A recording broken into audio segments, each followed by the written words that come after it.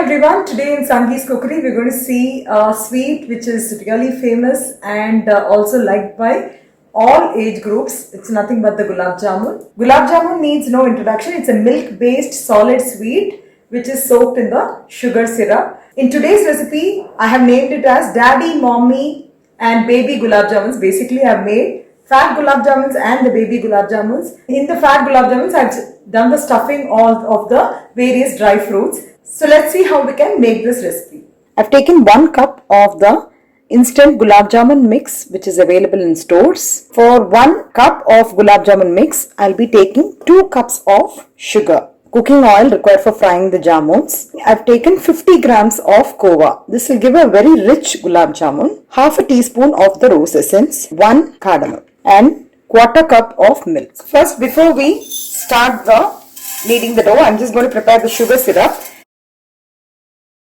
This will have good amount of sweetness. In case if you feel you want just moderate sugar, you can just take equal quantity of mix and the sugar. So it all depends on your sweet levels. I've just added some water which is just covering the sugar. I'm just going to heat this till it comes to a boil and I'm going to switch off the gas. First I'm going to sieve the mix so that you get a very nice smooth flour. So you can see here how smooth it is. So now you can see that the sugar syrup has come to a nice boiling consistency.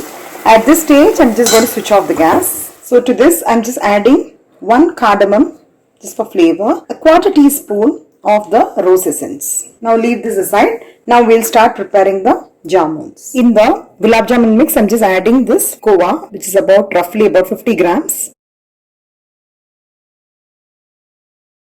Though I have mentioned quarter cup of milk, I'm going to add milk little by little and then make it into a dough. Few people use even water to make the dough. It's up to you. This is just for extra richness. I'm just adding the milk. Now you can see that I made a dough out of the mix by adding little bit of milk. Quarter cup of milk was sufficient for making this dough. I'm just going to pass on a small tip before we start making the balls. First, grease my palms with a little bit of ghee or oil and take a small portion of the prepared dough and you start pressing it like this, so that you just check whether there are any kind of lumps. If you feel there are no lumps, then start making balls in the center of your palms. Just give a gentle press. See? I'll show you another one.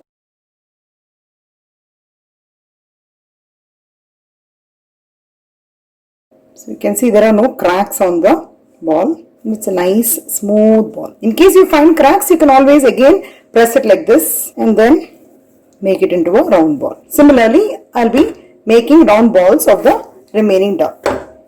Slowly you have to drop little by little. I'm just adding 5 at a time and make sure that the flame is in extreme low so that it gets evenly cooked. Otherwise what happens is if you put the balls, immediately it will turn black in color.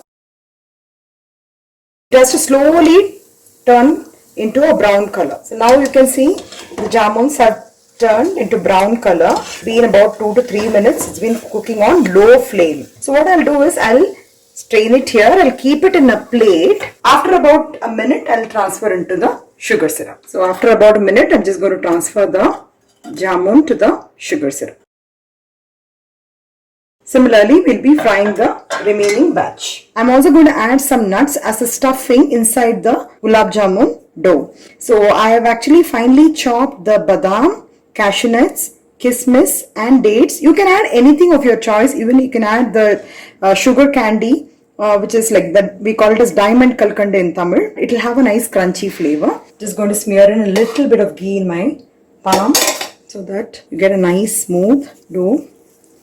And I'm going to slightly press it in the middle. I'm going to mix all the nuts together. For aloo paratha, you make a small cup shape, right? Similarly, I'm just going to keep some nuts in the middle. I'm going to close it tightly. You need to make sure that it is completely sealed from all sides so that the stuffing doesn't come out. Smear a little bit of a ghee or oil. Now we're going to fry the stuffed gulab jamun in hot oil. Just going to slide it slowly. You need to be very careful that the stuffing should not come out. Now you can see that it's sealed on all sides. Let it cook on a very low flame. So meanwhile, I've just kept a few strands of saffron in water so that it will add to the richness of the gulab jamun. So I've just soaked it for about 5 minutes. I'm going to add it in the sugar syrup.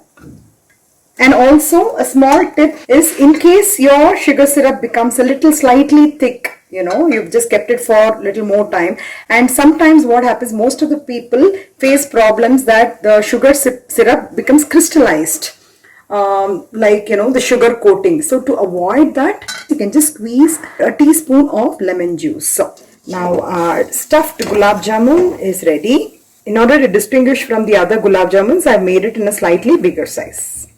So we just keep it on a plate before we transfer to the sugar syrup. All-time favorite gulab jamun is ready, as you all know, and I have also shared the tricks of making a soft gulab jamun. So you can see how soft and smooth it is. See, I'm just going to give a cut. And it's also coated with sugar syrup, and it is also cooked very well inside. So I hope you'll all try out this recipe, the mommy, daddy and the baby gulab jamuns, and if you like it, please share it with your friends and relatives, and do not forget to subscribe to my channels, and do not forget to click on the bell icon for further interesting recipes. Thank you and have a great day.